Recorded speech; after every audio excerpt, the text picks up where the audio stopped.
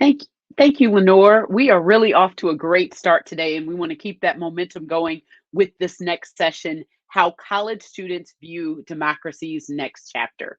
As Lenore said, I'm Dawn Michelle Whitehead from AAC&U, and I am so pleased to moderate this session. During this session, we'll have an opportunity to hear, as Lenore said, directly from students. We'll hear their thoughts, reflections, and ideas about their civic learning. They represent institutions with very different levels of institutionalized civic learning, and we'll hear their perceptions of the impact based on what has been offered and the framing that they have received.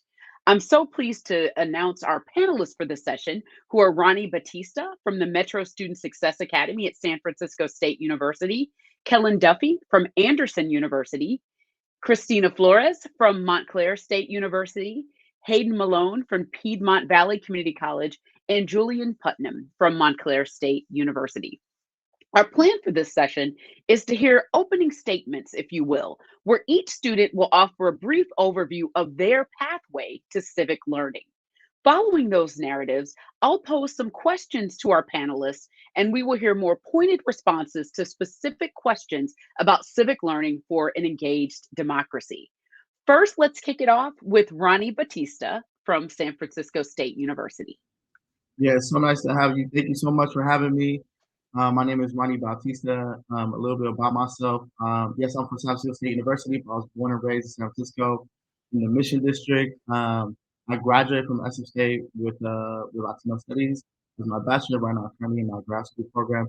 And I think a little bit about my own learning and my own way of like, civic learning as my own journey. K through 12 when I was in high school and going through that sessions, I felt like it wasn't really being taught a lot to me, especially in my community I was growing up in. It was low income. And there was a lot of gentrification, a lot of gang violence, and me not being able to name what was going on in my community, me not knowing what was really happening until I got into college.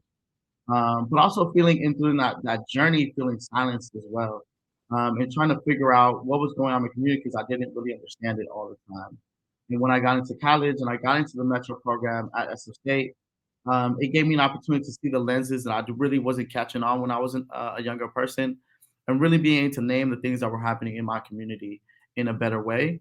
But also beyond that, also like not just always talking about the problem, but trying to get to the solution as well, right? And me obtaining my degree and continuing my education and the studies, and trying to further my education to make sure I can go back to my community, but also give resources to people who are in my community to help them out, and learn about things that are like civic learning and democracy and the opportunities I got here in college through the Metro program in the classrooms.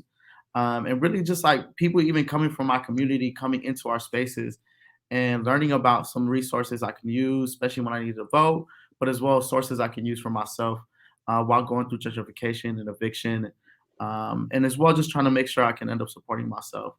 But that's a little bit, at least for myself, what I learned, and I'm happy to be here. And thank you guys so much for having me. So we'll pass it back to you, Dawn. Thank you so much, Ronny. That was great. We're happy to hear your story. Now let's head to Anderson University, where we'll hear from Kellan Duffy. Hey, it's so good to see you. So good to be here with all of you. My name is Kellan Duffy. I am a senior national security and political science student from Anderson University. I'm from Dayton, Ohio. I'm involved in the Newman Civic Fellow Program with Campus Compact. I'm currently serving as student body president here at Anderson University. So I'm really blessed and really fortunate to be here speaking to everyone today. Just talking about my exposure to civic learning and democracy. I was first exposed to that in high school. I was blessed to have a amazing government and civics classes all throughout my middle school and high school experience, and it really inspired me to get very involved locally and politically, and getting involved in our democracy. So throughout high school, I was involved in canvassing for many different campaigns, getting involved in the community, with various different projects and elections and such. And then this kind of snowballed into a desire to go into public service and be involved in democracy. And so Going into college, I was blessed to I keep saying blessed a lot. I have had a lot of different experiences to work as an intern on different campaigns and in government offices. I had an internship with Congressman Mike Turner, the congressman for Dayton's congressional district. And I kind of developed into campaigning into not just canvassing on doors and talking to voters if they're going to vote for the candidate, but really talking to people about the issues that are important to them and about our democracy and how their public servants can really serve them well. And so, yeah, that's just a little bit about me. I've gotten really involved here at the school as far as student government goes and getting students involved through different recruiting and volunteering opportunities with local campaigns and community service organizations. But I'm just really excited to be here and talk about civic learning and democracy, and I appreciate your time. Thank you so much, Kellan. Now we will head to Montclair State University, where we will hear from Cristina Flores. Hi, everyone. It's so great to be here and talk about my experience. I'm a senior at Montclair State University. My major for my undergraduate is mathematics, and I'm in a combined degree where it's 5 years. So my first 3 years are dealing with math, and then the last 2 are in my master's, which is social research and analysis. I definitely get a lot of exposure from the civic engagement part with my graduate degree. However, I will say I didn't really have a good civic learning process in high school or even before high school. I was really introduced to it here in college, I would say especially my junior year when I started this math and peace project with my my mentor, Dr. Bautista. So we've been working together closely as well as Julian, and he'll say his piece after me. But yeah, we've been working very, very closely to work on this math and peace project where we use math tools and we basically educate peace builders that are working across the US, around the world, using these mathematical tools so that way they can back up their argument, back up evidence by, we're just teaching them how to read a graph, how to analyze data, and just basically, use that to negotiate and create peace around the world. So I definitely got that exposure, especially in college, and I'm grateful to be here. Thank you so much, Cristina. And now we will head to Piedmont Valley Community College, where we will hear from Hayden Malone. Hayden? Hi there. Thanks so much for having me on this. This is such a great opportunity. I grew up in a very kind of like civically privileged state where I knew that civic participation was extremely important, but I kind of just took it for granted as this is just how it happens.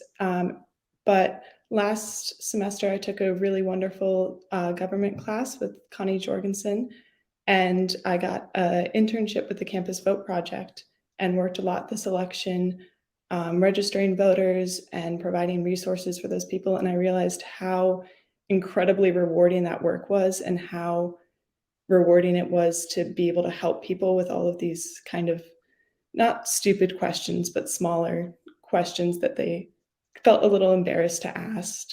And it was really just a wonderful opportunity. And I realized that what I want to do is be able to help people understand this process and understand how to let their voices be heard and participate in this extremely important process.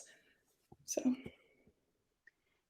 Thank you so much, Hayden. And now we'll hear from our 5th panelist, Julian Putnam from Montclair State University. Julian, can you tell us a little bit about your journey? Hi, yes, so we're going back to Montclair State University. Cristina and I both go there. So I am Julian. First, I wanted to just say thank you so much for having me. It is such an honor to be here. I would say, well, first, let me give a little introduction. So I am a mathematics major, visual art minor from Montclair State University. And I was born and raised in Montclair. And I'm a senior undergraduate student. So I would say it's understood in Montclair, through my whole life that civic learning, civic engagement was important. but I don't remember actually getting like a real taste of it, and what interacting with it was like until coming to college. So my first taste of it, I would say, was in an advanced calculus course in my sophomore year. And it wasn't exactly a project that was really engaged with the community, but it was a taste of what that could look like. So it was the semester that COVID was starting, the lockdowns were going into effect. And what we did is we used equations to model the spread of cases. So this kind of thing, it was the first time I really thought, wow, this is math. It's something I like, something I'm learning, and I can use it to help the community somehow. So I'll be talking a lot about math and how to use that for civic engagement today. And then after that, it was just, I had the interest, I kept going, and eventually interest met opportunity, and I got the chance to work on what Cristina mentioned as the Math and Peace Project, or the STEM Core Fellowship, which is the program we're in now, which is basically dedicated to helping the community using math in this kind of way. So I'll dive into that a little bit more later on, but for now, I just want to say thank you for having me. And yeah. All right. Thank you so much, Julian, for being with us. We really appreciate that. And thank you to all the panelists for sharing those diverse pathways that have brought you into civic learning at different points and different places in your educational experiences at your institutions. So what I'd like to do now, as I mentioned, is pose a few questions about your experiences, both in the curricular and co-curricular spaces. And so I'd like to start with Kellan. And Kellan, could you tell us a bit about how your experience in particular programs or co-curricular experiences have enhanced your understanding of civic learning and or democracy? Yeah, so as far as actual programs within the school, I have been able to take some very in-depth courses on democracy, comparative democracy courses, politics of the modern world. I mean, we're taking this entire time I've been at college, I mean, really the last 2.5 years of my life, we've been focusing on democracy, and democratic backsliding in particular has kind of been the area that I've been focusing on. So I really have a vested interest in our democracy and how it works, and making sure that we don't experience that democratic backsliding. And part of that is through civic learning and democratic education.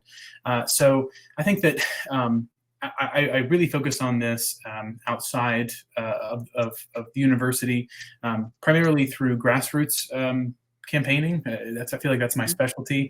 Getting people involved, getting volunteers out and involved in our democracy. Because what I'll say is, there's a lot that I've learned about civic learning as far as getting volunteers educated, as far as how to talk to voters and how to give them the relevant information that they need, and actually so that they understand how democracy works.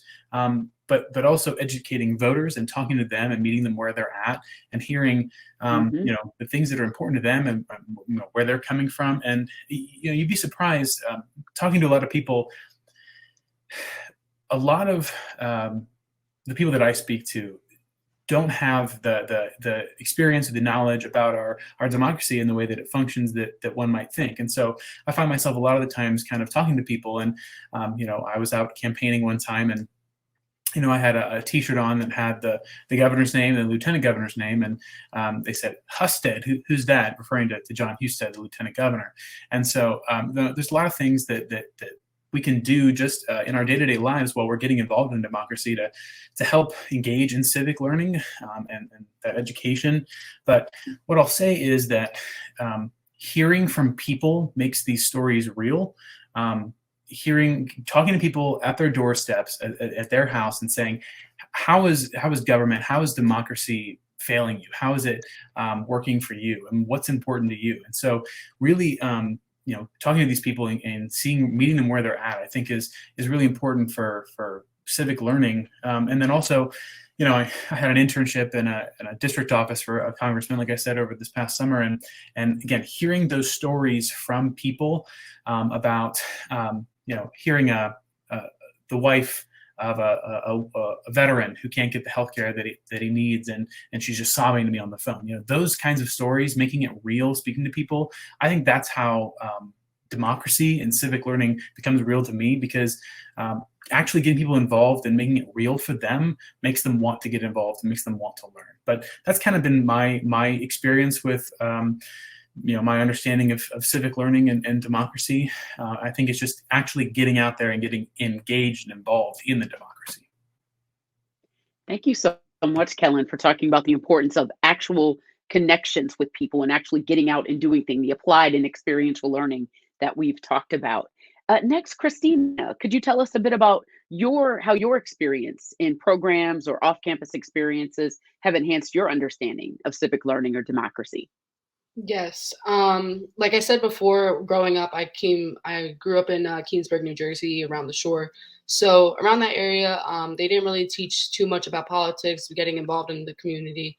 I reached that point I got to that point in college, my junior year. Learning, getting involved, I was selected to be a part of the STEM Corps fellowship that I do with Julian as well, where we're dedicating 30 hours of community service to be involved within our community, and we're using math to do it, which is really, it's so awesome to engage, our major with that. And, before coming to college, I was like, how can we use math in the community? How can we better the community using math? Like, I remember my boss, he was actually telling me, like, we have this program, I would love for you to join. And I was like, how would I do that? And then being involved, being in the fellowship, working with, the peace builders closely, through this nonprofit organization called Mediators Beyond Borders International. That's where we are connected by doing the Math and Peace Project. And, before coming to college, I was just like, wow, like, I don't know, how would I even do this, And now that I'm here, I'm like, it's really awesome to be involved in the community, especially involved with peace builders that, not only work within our democracy in the US, but also work around the world. So that really opened my eyes, and I definitely, it has enhanced my experience through, understanding what civic learning is, understanding our democracy, getting out there, getting to vote as well. But yeah, it was really life-changing. Thank you so much, Cristina, for talking about the personal transformation, the connection to your major, and also the importance of this beyond borders, and that it's bigger than just happening in our own country. I really appreciate that perspective. And now let's have Julian. Julian, could you tell us about your experiences in how that's helped with your understanding of civic learning and or democracy? Yeah, of course. Well, just to back off of, to piggyback off of what Christina was talking about there, I think math can be very useful for civic engagement, and that's like the main point I think that we're both, Christina and I are here to drive home is that, and just the previous speaker, even before this section, was talking about how different subjects, it's not just your civics course or poli-sci, but like STEM courses, art, anything can be used to civically engage. And it makes a lot of sense that math would be, since math gives us lots of answers. Analyzing the data is all math. And I think that communicating that, not just to like professionals who probably may or may not already know, but like students who think of math as this kind of boring thing, communicating that to them and letting that it's possible to like be empowered in this way is a really cool thing. But for me personally, so the STEM core felt something that Christina and I share, but we're on different sort of sides of it. So the side I'm on is dealing specifically, I can give you a little bit about what we're doing. So we're dealing with this group called the Trust Network, which is basically a coalition of nonprofits working to like mitigate violence and extremism in the United States, domestic extremism and stuff like that, which is a cool thing, a noble cause to try to limit that. And so one of the things we've been doing is building math models to predict when some violence might occur to help fight it. So that's really cool. And so we're kind of engaging on this kind of mix of math and political science and working with people who are really in the field doing this and giving them what we've learned in school. So that has been a unique experience for me and something I didn't imagine myself doing just a couple years ago. That's really shown me how I can interact. And then the other thing I wanted to touch on real quick, if I have a minute, is just this internship I did over the summer. I worked at the National Museum of Mathematics which is a math museum in the city. It's dedicated in New York City. Sorry, the city. I'm from New Jersey. But it's dedicated to making math interesting, and it's all interactive exhibits. And so what I did when I was working there is people, the public from the New York streets, tourists, natives would come in, and I would talk to them about math and try my best to make it interesting. And I got to see like the effect that could have on them. And potentially the biggest thing is when young kids start making a positive association with math. That's a rare, not that's an amazing thing. That's something I learned from that experience. Thank you so much, Julian. So integrated learning, interdisciplinary learning, applied learning, experiential. Thank you for bringing all those components together from your civic Of learning course, thank experience. you. And lastly, for this question, let's hear from Ronny. So Ronny, could you tell us a bit about your understanding of civic learning and democracy through a program or experience at your institution? No, yeah, of course. I think one thing I can really bring up is, I mean, obviously for myself is the Metro program.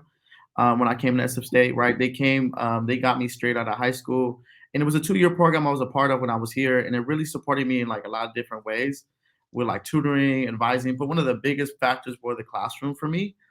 We were put into groups depending in our majors, right? So I came in as a business major actually, and there's different ones. There's like 7 of them, and it really affects every major that we're a part of and one person in charge of it.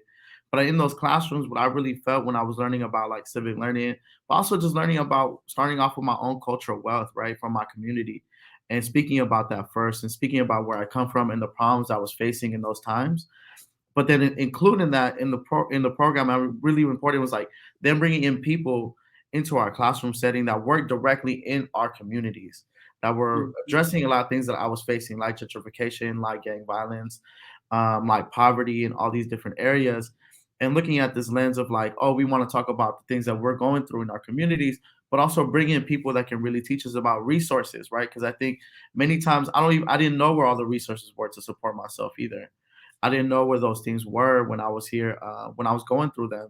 And until I got into college, into these classrooms that we were a part of, it was the first time I really opened my lens up to really seeing the world in a different way and trying to continue my education in a different way. I ended up switching to Latino studies because I think it really correlates to a lot of problems that were going on in my own culture, right? I'm Salvadoran, Guatemalan, and a lot of help through Metro, like advising me to like take some of these courses that were talking about social justice, but also a lot about democracy, a lot about civic learning, and trying to enhance that, but also making sure that once I learned all this information for those few years here, was like, I want to obtain my degree to be able to go back and help my community out in every way I can.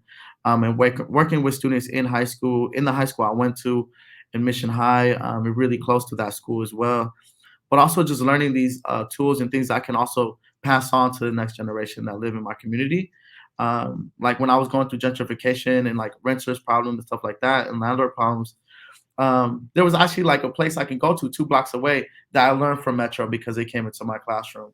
Also learning about where voting sites are and all these different things. But I think one of the biggest things was just like making sure that I also ended up graduating in the time I needed to be able to go do that work in my community as well, get me prepared to do that in the field I wanted to be a part of, which is education. But I think that was one of the biggest factors, at least.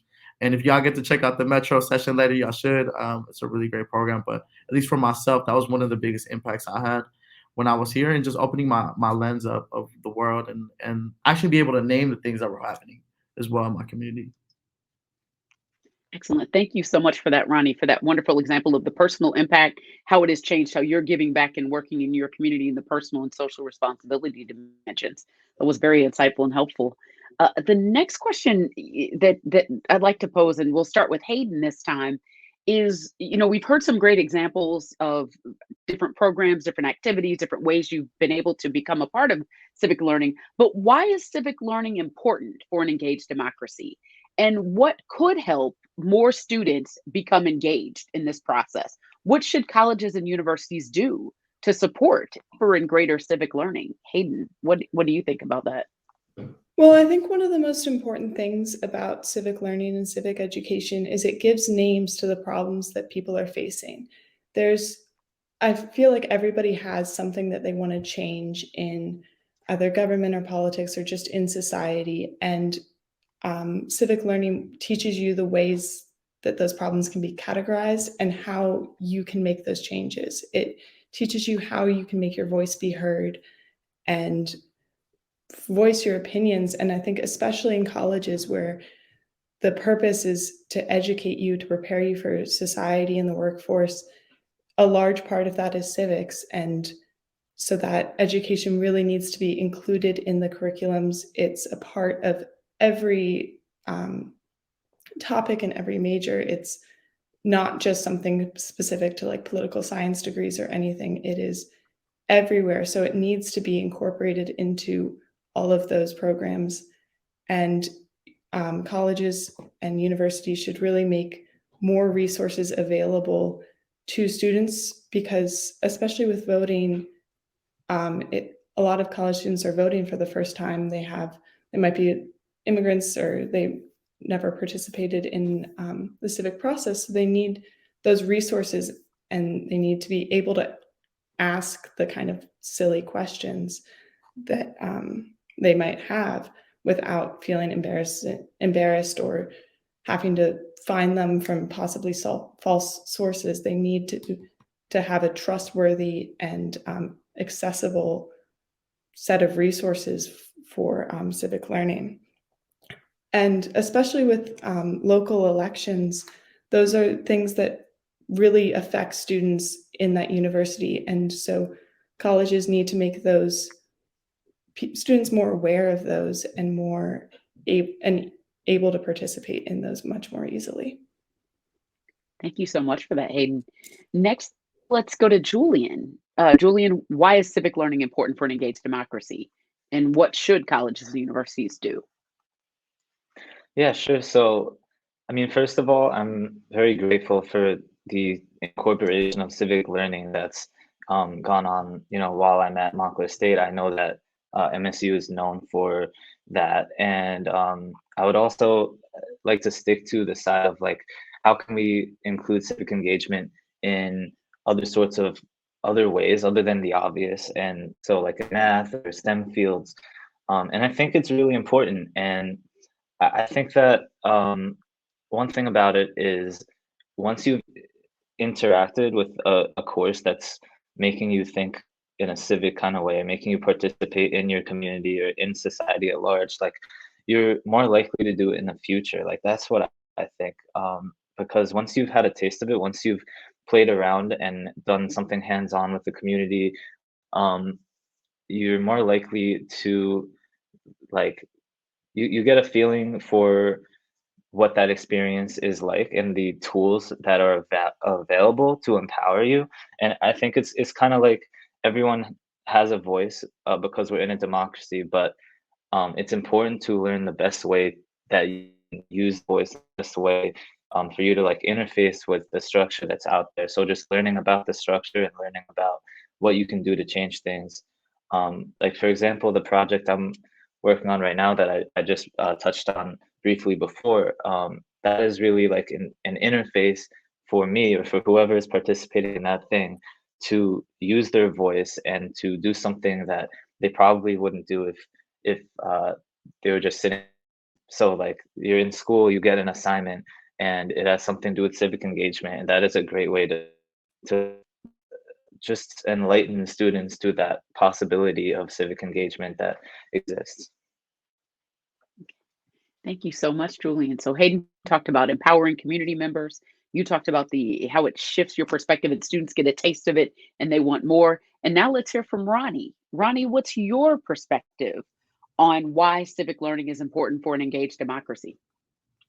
Yeah, I mean, I think it's important because even for myself, when I was voting and looking at the ballot this year, I was like, what am I reading? I don't even know what I'm looking at. I don't know what I'm voting for sometimes.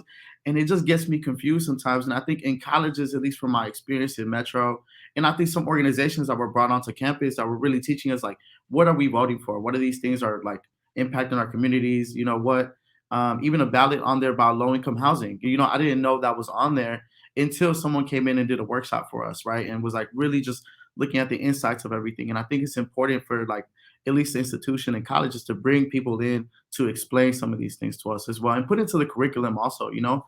I think when we put in the curriculum, but also being allowed, like Hayden said earlier, like being able to talk about the problems but name them, and then also being able to then, after naming them, trying to find the solutions to them.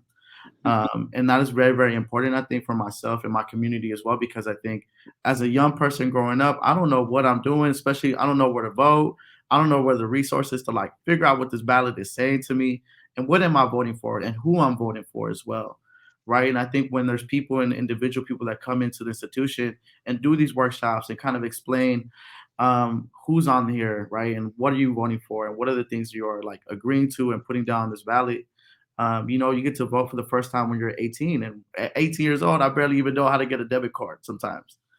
And I think that's one of the really important things for myself is like that has to be implemented into the institution to be able to then to learn from it and then grow as well. And then be able to then also pass that on to the next ones, right, that come behind us. I think it's not just ourselves, but it's the next generation coming behind us and being able to show them like, oh, these are resources in our communities because not everything comes from the institution, everything's out of it, and bringing those into this place. And so it's really, really important for myself, just like what are these resources in our communities that can help us figure out some of these things when we're voting, or just things in general that are happening in our communities that can end up supporting us and students.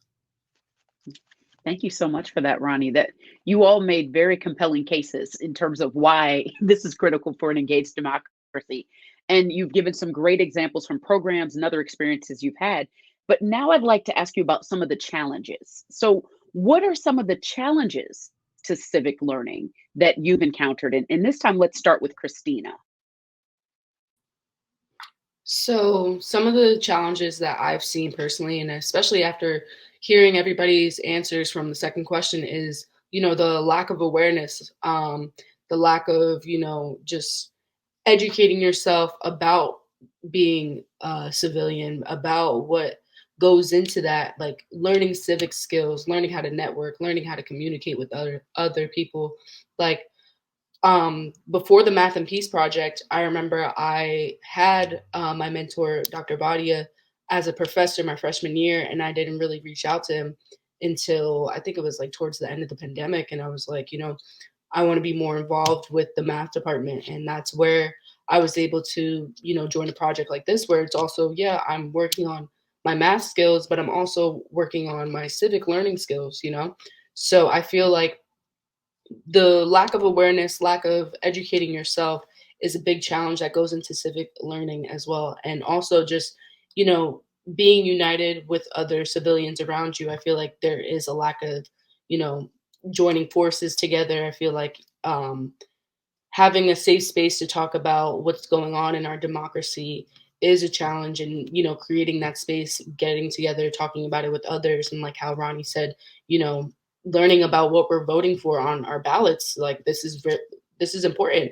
You have to know who you're voting for because you want a better future for our democracy. So the lack of awareness, the lack of civic and political skills, I feel like all of those tie into the challenges, because without, gaining these skills, you're obviously going to face a challenge. So definitely get out there, put yourself out there. Don't be afraid, learn how to communicate with others, learn how to network with others, learn how to educate yourself when, you don't have somebody forcing you to learn this, and I feel like that's a big thing, being in college. You have to sometimes take matters into your own hands and say, hey, I'm going to teach myself this because I want a better future for this, country, for me and all these working forces that just join together. So those are some challenges, and I definitely had to overcome that, especially, after a time like the pandemic where everybody was in quarantine. Nobody, like in college, was seeing each other face to face, having that communication. So yeah, definitely putting myself out there was a big challenge to overcome. So I definitely recommend for all of you to make sure your voice is heard. Thank you, Cristina. That was very helpful. Next, Hayden, what would you describe as some of the challenges? And as Cristina did, do you have any ideas for overcoming those challenges? Yeah, I think what Cristina said about lack of kind of access to resources and also lack of awareness is a really huge challenge. But I think something that's come up like more recently is just a lack of trust in the system, kind of a lack of trust in our government system and just in our democracy. It's been attacked for years, and I think my generation specifically hasn't been brought up in a society where there's a lot of kind of trust for the process and trust in government. And I think a huge part of overcoming that would be just proving that these systems do actually work when they are used the way they need to be used, and giving that education on how to use the system correctly and how to participate well and make your voice be heard is a really huge part, because you can make your voice be heard and you can make the changes that you want to see in the world, but you have to trust the process and you have to have access to the resources and the education that you need to be able to participate really well. And I think that's just a huge problem that really needs to be overcome with education and just being able to trust in everything again. Thank you, Hayden. And now, Kellan, your thoughts on some of the challenges and perhaps ways to overcome those challenges. Yeah, so when I thought about the challenges to civic learning and for an engaged democracy, I really thought about the fact that I think people just don't care. That's where my mind went, was that people just don't care about this, right? So, in high school, when I had a government class, I had a phenomenal government teacher, but people just studied to get the grade, right? They're not invested. They don't really care about this. And so I think that that's why hearing from people, on specific issues matters and makes it more important. I know that that's kind of my thing, is that experiential learning and grassroots, but I think that as opposed to just studying from a textbook or just learning about government or finding out why, you taking the initiative, people just don't care. Like, they need to, in these institutions, in these classes that they are being brought up in, they need to focus more on why this matters. And I think there is an aspect of that, but I think we need to have more of that than necessarily, the actual core curriculum and things. Because these issues get distant, right? I mean, why should you care, about the quality of democracy? You're just going to keep doing your thing, right? And so I think that that's why we have to make these issues relevant to people, to make sure that people care about these things. And so when you talk to people, it changes things. When you actually see the effects that things are happening, I'm in a class right now, social problems, right? And so we've brought in people from the community that have been victims of, these social problems, whether it be, various different things, right? But I would say that just talking to people and changing things and knowing people why this matters, not necessarily just the facts behind it, because obviously facts are important, but for people to actually apply this to their life, they have to know why it matters. Because right now, I think that our biggest challenge is that they just don't care, and that's what I would have to say about that, at least. Okay. Thank you so much, Kellan. For this last question, we'd like to bring all of our panelists together face to face, and we'd like to get their final perspectives on what they think you, our participants at this meeting, should do or need to know to make sure that all students have opportunities for civic learning. So what is the one thing, or what is the one factor that you think could be most impactful for increasing and getting rid of that apathy, or increasing education civic literacy? And we just like to give each student who we have time for to give us a quick response to this. Ronny, what's your parting words or your parting comment for the participants in this symposium or forum? Yeah, I think one thing I would say is one of the biggest things I think I learned through my own journey is just empowerment of students. We're empowering each other's voices, but I think learning what is going on in our world and learning what's going on in the community, because once they learn that and then mixing it with their life experience, I think they can be so powerful and so impactful in their communities, and just encouraging students, but also bringing young folks who are actually doing this work as well, because sometimes they're not highlighted as well. And I think bringing them into the forefront, bringing the students to the forefront of what they need is important, and just showing students who have been doing this work also in the forefront who are our age at the moment and are just doing amazing work in democracy and civic learning, and just, putting them in the forefront for us to like learn from them and the way they've done it. Because sometimes that's someone who I connect more to. I'm like, if you do it, you can do it. I can do it too. And that's one thing I would just say, to be adding on to it.